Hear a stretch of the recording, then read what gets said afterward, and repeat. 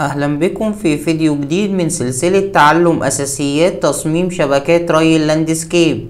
هنتكلم اليوم عن تصميم الخط الرئيسي وإزاي أحدد القطر الاقتصادي ومسار الخط الأنسب وملحقاته، فلو مهتم تابع للنهاية. هنتكلم اليوم عن تحديد قطر الخط الرئيسي ومسار الخط الرئيسي وأهم ملحقات الخط الرئيسي من محابس ودعامات ليعمل بالكفاءة المطلوبة. كنا اشتغلنا قبل كده على تصميم اللاندسكيب الخاص بالفيلا الموجودة قدامنا، وبدأنا أول حاجة عملنا شبكة الري بالرش، واستقرينا ان هيبقى عندنا 2 محبس. المحبس الاولاني S1 بتصرف 2.77 وقطر محبس 1 بوصة، و S2 بتصرف 2.81 متر مكعب على الساعة بقطر محبس 1 بوصة. ثم بعد ذلك ابتدينا عملنا الديزاين بتاع شبكة الري الموضعي، واستقرينا اننا هنستخدم محبس واحد القطر بتاعه 1 بوصة والتصرف في حدود 3 أو 3.2 متر مكعب ساعة.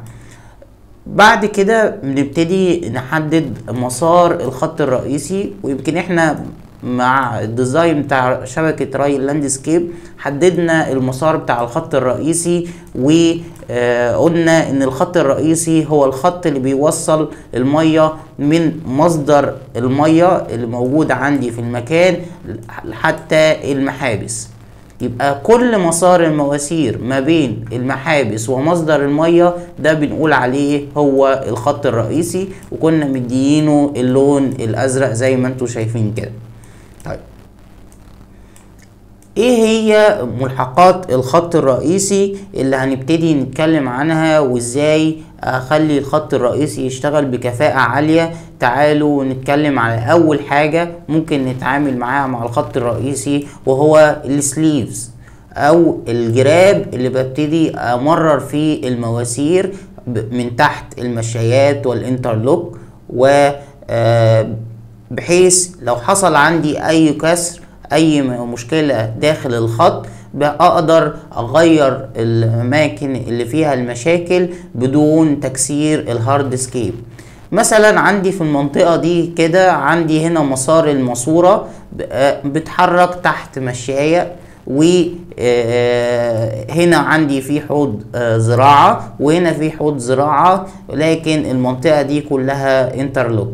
فببتدي اجيب ماسورة قطرها 1.5 من قطر الخط الرئيسي، بحيث ان هي تبقى جراب او زي حافظة للخط اللي موجود عندي. طيب، لو حصل اي كسر ببتدي اقطع الخط الرئيسي من نقطة البداية، واقطع الخط الرئيسي من نقطة النهاية عند بداية ونهاية الهارد سكيب، وابتدي اطلع الماسورة اللي فيها المشكلة، وابتدي ادكك او ادخل ماسورة جديدة بنفس مواصفات الخط الرئيسي، وابتدي اعمل عملية لحام في المنطقة دي وعملية لحام في المنطقة دي، وبالتالي ما عملتش اي ضرر للهارد سكيب. طيب، الكلام ده بيتم مع الخط الرئيسي بس؟ لا، بيتم مع كل خطوط المواسير حتى الفرعيات اللي بتمر من تحت الهارد سكيب، وده ضروري جدا ان انا التزم بيه. طيب، تعالوا بقى ناخد مسار الخط الرئيسي ده كده كله ونعزله بره علشان نقدر نشتغل عليه براحتنا. تعالوا كده نبص على مسار الخط الرئيسي بالشكل ده كده. المسار بتاعي من مصدر المية، وابتديت دخلت جوه الفيلا ومشيت داخل الاحواض، وعديت في المنطقة دي اللي لسه متكلمين عنها بسليف، ثم وصلت لل3 محابس بالمواصفات بتاعتنا اللي احنا عارفينهم، دريب 1 وS1 وS2. طيب، مهم جدا وانا بتعامل مع الخط الرئيسي ابتدي اعرف المناسيب. يعني ايه اعرف المناسيب؟ لو في ميول لازم ابقى واخد بالي منها اللي بيمر عليها الخط. هنا نقطة البداية منسوبها 1.5 متر، نقطة بعد كده 1.25، بعد كده 1 متر، بعد كده 1.25، ثم بعد ذلك 1 متر، ثم بعد ذلك 1.5 متر، ثم بعد ذلك 1.5 متر. طيب ده بستفاد منه ايه او بيضرني في ايه؟ خلينا نشوف الاول ايه هي ملحقات الخط وايه هي شروط استخدام ملحقات الخط. تعالوا اول حاجة هنا نشوف حاجة اسمها الاير فالف، محبس الهواء. وظيفة محبس الهواء انه يخرج لي كل الهواء اللي مضغوط داخل الخط الرئيسي اثناء عملية ضخ المياه من المصدر بتاعي. المضخة بتبتدي تضخ المياه في الخط الرئيسي، ولو في هواء مضغوط بيبتدي يعمل لي مشاكل وبيعمل زي انفجارات داخل الخط بيسبب تلف الخطوط، وبالتالي لازم اتخلص من الهواء اللي داخل الشبكة اولا باول. طيب هل الاير فالف ده بحطه على خطوط الموزعات؟ لا، انا بحطه على الخط الرئيسي فقط. طب ليه ما بحطوش على خطوط الموزعات؟ سواء رشاش او نقاط او بابلر هو عبارة عن فتحة، فهو بيشتغل كاير فالف. لو في هواء في الشبكة بيخرج من خلال المسارات الخاصة بالنقاط او المسارات الخاصة بالرشاش او البابلر، لكن الخط الرئيسي مفيش فيه اي منافذ، وبالتالي ببتدي اركب الاير فالف. طب ايه نقط تركيب الاير فالف؟ اول حاجة بعد المضخة، وبحطه بعد المضخة لان ريش المروحة وهي بتتحرك بسرعة عالية بتبتدي تقلل الضغط على خلال خط السحب، ومن المعروف ان السائل بيتحول من الحالة السائلة الى الحالة الغازية عند انخفاض الضغط، وبالتالي بيبقى فيه فقاعات من بخار الماء وبعض الهواء المسحوب من خلال خط السحب بيبتدي يدخل داخل الخط الرئيسي. فبالتالي مهم جدا ان انا اركب محبس هواء بعد المضخة عشان اتخلص من الفقاعات الغازية اللي موجودة نتيجة لوجود المضخة. ثانيا في الاماكن المرتفعة، اي منطقة مرتفعة في الخط منسوبها مرتفع عن نقطتين منخفضتين لازم اركب الاير فالف او محبس الهواء. طيب هنا برضو نفس الكلام، عندي منطقة منخفضة وعندي هنا منطقة منخفضة، دي منطقة مرتفعة ما بين منطقتين منخفضتين، يبقى لازم ده شرط تركيب الاير فالف. ثم اعلى نقطة في الخط ركبت فيها الاير فالف، يبقى ده شروط تركيب الاير فالف. طيب بعد كده عندي الووش فالف او محبس الغسيل. وظيفة محبس الغسيل اي رواسب موجودة في الخط الرئيسي مع الوقت هتبتدي تتراكم جوه الخط، هتسبب لي مشاكل في الموزعات فيما بعد. ممكن يحصل عملية ردم داخل الخط مع كثرة الاستخدام وكثرة الرواسب، وبالتالي كل نقطة منخفضة ما بين نقطتين مرتفعتين ببتدي اركب محبس ده اقدر افتح المحبس واطلع كل الرواسب مع جزء من المياه الموجودة في الخط، وبالتالي بحافظ على الخط بتاعي الرئيسي انه دايما يكون نظيف والرواسب فيه اقل ما يمكن. طيب يبقى ده كده الووش فالف. طيب بعد كده عندي حاجة اسمها الكويك كابلر. الكويك كابلر ده رسم لكويك كابلر 1 بوصة، وعندي هنا ده مسار الخط الرئيسي بتاعي او التحت رئيسي، وهنا عندي فيه محبس ومخرج من خلال وصلة تي، وهنا رايزر بيطلع لغاية مقارب لسطح الارض وبيبتدي يركب الكويك كابلر، وغالبا بيبقى من مادة النحاس. الكويك كابلر ده بيديني اتاحة اني اجيب خرطوم واوصله مع الكويك كابلر في حالات الطوارئ.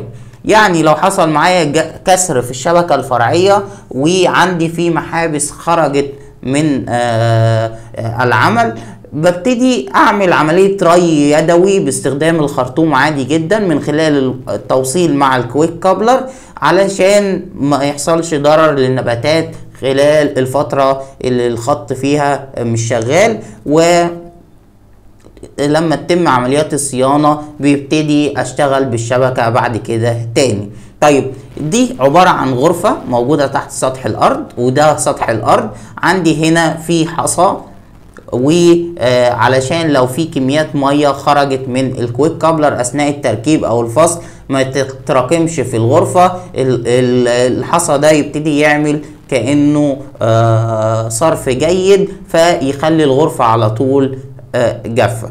طيب ده بالنسبه للكويك كابلر. طب بركب كويك كابلر جنب كل محبس؟ لا، احنا بنقول بنركب كويك كابلر جنب كل مجموعه من المحابس اللي قريبه من بعضها. يعني لو انا عندي مثلا خرطوم هروي دايره نص قطرها مثلا 50 متر، يبقى كل لو في الدايره دي لو في محابس خلاص غطيناها بالكويك كابلر، يبقى مش محتاج اكتر من واحد. طيب المسافات كبيرة، يبقى انا كل مجموعة من المحابس ببتدي احط معاهم كويك كابلر للخدمة في حالة الطوارئ. طيب يبقى ده جزء من المستلزمات او ملحقات الخط الرئيسي. طيب بعد كده عندي من النظم تركيب الخط الرئيسي ومستخدمة بكثرة مع الأماكن السكنية والكومباوندات الحديثة هو اللوب سيستم. يعني إيه اللوب سيستم؟ لو أنا عندي محطة ضخ موجودة هنا وعندي مجموعة من الأحواض ومناطق اللاندسكيب اللي موجودة متفرقة في مكان ما، ببتدي أعمل الخط الرئيسي بتاعي لوب سيستم أو نظام دائري مغلق، وبحيث ان المياه تتحرك في جميع المسارات من جميع الاتجاهات بحيث يحسن من كفاءة توزيع المياه، وفي نفس الوقت يقلل من خطر عدم او وجود المياه في حالة حدوث كسر في الخط الرئيسي. طب ازاي بيحصل الكلام ده؟ بجيب مجموعة من المحابس بنقول عليها محابس عزل. محابس العزل دي تثبت على الخط الرئيسي في اماكن محددة. لو مثلا حصل عندي كسر هنا فببتدي استخدم محبس العزل قبل المنطقة، اقوم قافل على الخط، وبعد المنطقة اقفل على الخط. لو انا جت معايا المية هنا هتبتدي تقف هنا عند المحبس العزل اللي انا قفلته، مش هتعدي منطقة الكسر، تبتدي تلف من الناحية التانية وتيجي من الناحية دي، فالمحبس الاولاني العزل برضه هيبقى قافل، وبالتالي انا عزلت المنطقة اللي فيها الكسر بمحبس في اولها ومحبس في اخرها. ودي الفكرة والغرض من محابس العزل. خلاص، يبقى ده اللوب سيستم وده من ضمن مسارات الخط الرئيسي. طيب محبس العزل ده بيبقى عبارة عن ايه؟ محبس العزل ده بيبقى عبارة عن محبس بوابة او سكينة، ببتدي بيقفل على مسار الخط الرئيسي. ده الخط الرئيسي وده المحبس، وبيبقى عندي هنا في يد ببكرة اقدر ان انا الف البكرة، فتبتدي تنزل البوابة بالتدريج تقفل مسار المية، او الف في الاتجاه العكسي فتفتح بالتدريج فتمرر مسار المية بتاعتي. وده عبارة عن انبوب او رايزر بيوصلني الى الفينش ليفل او منسوب سطح الارض، وبيبقى محابس العزل دي موزعة على طول مسار الخط الرئيسي. طيب اخر حاجة هنتكلم عنها وهي السرست بلوك. السرست بلوك ده عبارة عن كتل خرسانية، كتل اسمنتية خرسانية، ببتدي احطها كدعامات للخط الرئيسي، بمنعه من الحركة المفاجئة نتيجة للمطرقة المائية اللي ممكن تحصل من خلال فتح المحابس وغلقها بطريقة مفاجئة. فببتدي ادعم نقاط الضعف اللي موجودة في الخط الرئيسي عند الوصلات، عند الاكواع، عند الاكواع سواء 90 درجة او 45 درجة. برضو بدعم الماسورة ان منسوبها لا ينخفض عن مستوى معين بحيث لو حصل اي هبوط ارضي موجود. خلاص، فده بقول عليه سرست بلوك، وده من ضمن الحاجات المهمة جدا في تركيب الخط الرئيسي. طيب تعالوا نرجع بقى للرسمة بتاعتنا اللي كنا اشتغلنا عليها. احنا دلوقتي حددنا مسار الخط بتاعي من اول المصدر لغاية المحابس الموجودة بتاعتي، ده الخط الرئيسي بتاعي. طيب تعالوا اول حاجة نشوف انا هعمل سرست بلوك موجود فين بالظبط.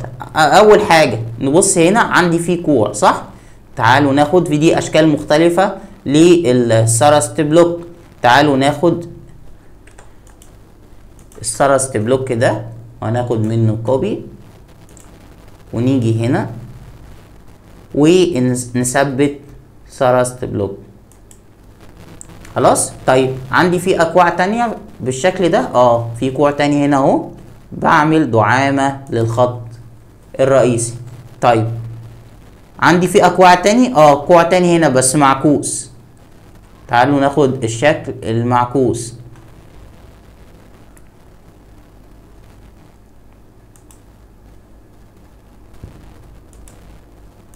ناخد كوبي ونروح بالثرست بلوك، نبتدي هنا. هو الاتجاه بتاعه مش مظبوط، نلف الاتجاه بتاعي كده بالظبط كده، وابتدي اخد الكلام ده واحركه في مكانه النهائي. يبقى انا كده دعمت الخط. لو اي حركة مفاجئة نتيجة غلق محبس من المحابس بطريقة مفاجئة او فتحه بطريقة مفاجئة، الخط ده بيبتدي يتحرك اعلى لاعلى واسفل ويمينا ويسارا. فانا كده حكمت الخط، مثبت الخط بحيث ما يحصلش معايا اي مشكلة. طيب ممكن احط دعامات على طول مسار الخط، ممكن. يعني انا ممكن اجي هنا كده ادي كوبي واحط دعامة في المنطقة دي، واحط دعامة مثلا في المنطقة دي، وممكن كمان احط دعامة في المنطقة دي، بحيث ان انا اسند الخط بتاعي. طيب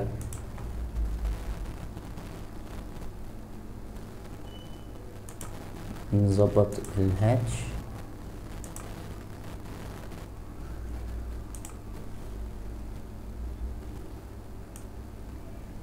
بالظبط كده.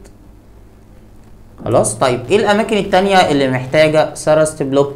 شايفين التي دي لازم احط وراها ثرست بلوك. يبقى اجي هنا كده اهو كوبي وابتدي احط ثرست بلوك خلف التي.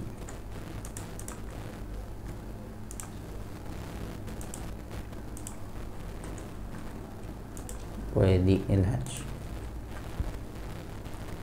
خلاص. يبقى احنا كده خلصنا كل كل الثرست بلوك اللي انا عايز اعمله على طول مسار الخط. خلاص فهمنا كده موضوع الثرست بلوك. اعتقد ان الموضوع سهل وبسيط. طيب الكويك كابلر، انا عامل رمز للكويك كابلر بالشكل ده كده. اجي خد كوبي كده، كوبي.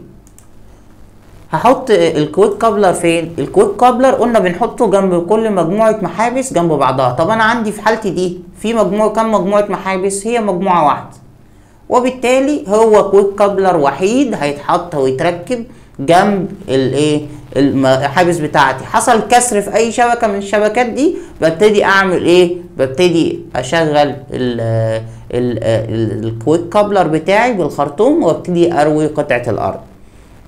تمام. طيب عندي بعد كده الوش فالف والاير فالف. تعالوا نستخدم الاير فالف. ادي كوبي،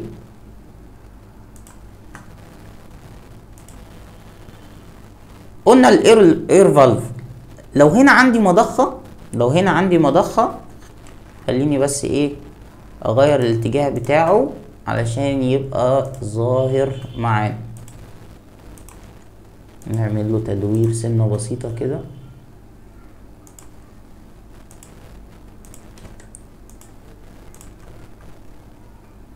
كوكي. المناطق المرتفعة وعند مصدر المية. طيب عند مصدر المية احطه بره الفيلا؟ لا، ما تحطوش بره الفيلا، خليه جوه الفيلا عندي في المنطقة دي كده، او ما تحطش في البداية خالص، لان مادام احنا بنتعامل مع فيلا يبقى دي مية جاية من خلال المواسير، يبقى ما فيش مضخة. لكن لو في مضخة يفضل طبعا ان انا اركب الاير فالف. طيب عندي هنا، يبقى انا هحط هنا ادي ده واحد. طيب هنا منطقة منخفضة، بعد كده منطقة مرتفعة، وبعد كده منطقة مرتفعة. تفتكروا الهواء هيقف فين؟ هيبتدي يقف هنا ولا هيبتدي يتحرك للمنطقة المرتفعة اكتر؟ طيب الارتفاع مستمر هنا، يبقى انا هاجي احط محبس هواء عند نهاية الجزء ده كده اهو كده، ويبقى عندي هنا ايه؟ قلنا محبس الهواء. غير الاتجاه بتاعه هنا بقى، هنا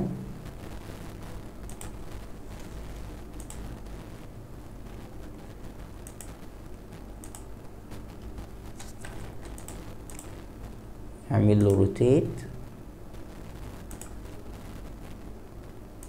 ادي ده محبس هواء هنا ومحبس هواء هنا. ليه ما استخدمتش في النص؟ تعالوا نبص على المسار تاني كده علشان تبقوا فاهمين الجزء ده. انا ما استخدمتش هنا علشان ده بره، لو حطيته بره ممكن يتسرق، فبفضل ان انا ما احطش اي حاجه بره الفيلا. طيب بعد كده دخلت جوه، اول ما دخلت جوه حطيت محبس هواء، منطقه منخفضه، بعد كده ارتفعت، وبعد كده ارتفعت، وبعد كده ارتفعت، حصل ارتفاع لحد النهايه، يبقى هحط في اخر الخط. الهواء كله هيجمع في المنطقه دي، يبقى انا مش محتاج في النص تاني اير فالف. طيب الوش فالف بنحطه في المنطقه المنخفضه ما بين منطقتين ايه؟ مرتفعتين. خد لها برضو كوبي، خدها بره كده، و نبتدي نعمل ايه؟ نعمل لها عمليه تدوير بسيطه عشان ميبقاش موازي للخط بالظبط كده. ادي كوبي. في المنطقه المنخفضه، اكتر منطقه منخفضه هي منسوب الايه؟ الواحد متر. يبقى هاجي احط هنا الوش فالف. ممكن احط وش فالف في اي مكان تاني؟ لا، مفيش مكان تاني احط فيه الايه؟ الوش فالف. يبقى خلاص، يبقى كده تمام، الدنيا كلها ايه؟ مظبوطه وتمام معايا. طيب ممكن احط وش فالف في اماكن تانية؟ ممكن احط وش فالف في اماكن تانية.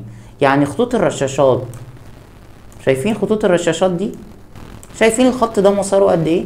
مش ممكن في رواسب تتجمع فيه؟ وانا ممكن اخر الخط هنا احط وش فالف، ممكن اخر الخط هنا احط وش فالف. الخط بتاع الري الموضعي ممكن احط وش فالف؟ ممكن احط وش فالف. خلاص. طب لو التكاليف هتزيد معايا ممكن اعمل ايه؟ ممكن اجيب في نهاية الخط اعمل رايزر بزاوية 90 درجة لغاية ما يوصل فوق سطح الارض، واجيب راس خط واركب عليها طبة 1 بوصة ألووز. طيب عايز اغسل، هفك الطبة واغسل الخط وارجع اقفل الطبة تاني. دي طريقة بتكاليف اقل لو انا بشتغل على سكيل صغير، لكن لو على سكيل كبير لا، لازم يبقى عندي محبس، والمحبس ده عشان اسهل عملية الايه؟ الغسيل. طيب يبقى احنا كده عملنا كل تفاصيل الخط من اول المسار بتاعي. تاني حاجة حددنا التصرفات، وبناء عليه انا عندي هنا اقصى تصرف هو كام؟ 3 متر مكعب ساعة. يبقى الخط الرئيسي بتاعي ده فاي كام؟ الخط الرئيسي بتاعي ده فاي 32 ملي، ومفيش خلاف عليه. خلاص. بعد كده ابتديت ابص على الملحقات بتاعت الخط، السرست بلوك، اماكن الاكواع، اماكن التيهات. الخط ماشي معايا مسار طويل، فحاولت احكم الخط من اليمين والشمال عشان ما يتحركش يمين وشمال مع اي مطرقه مائيه. ثم عملت الكويك كابلر جنب مجموعه المحابس، حطيت كويك كابلر عشان الطوارئ. ثم اكتر منطقه منخفضه كانت عند منسوب 1 متر، ثم المناطق المرتفعه ابتدينا حطينا فيها محبس هواء. وكده يبقى خلصنا التفاصيل او الملحقات الخاصة بالخط الرئيسي ومسار الخط الرئيسي. ارجو انكم تكونوا استفدتوا ووصلت لكم المعلومة، وبشكركم شكرا جزيلا، والسلام عليكم ورحمة الله وبركاته.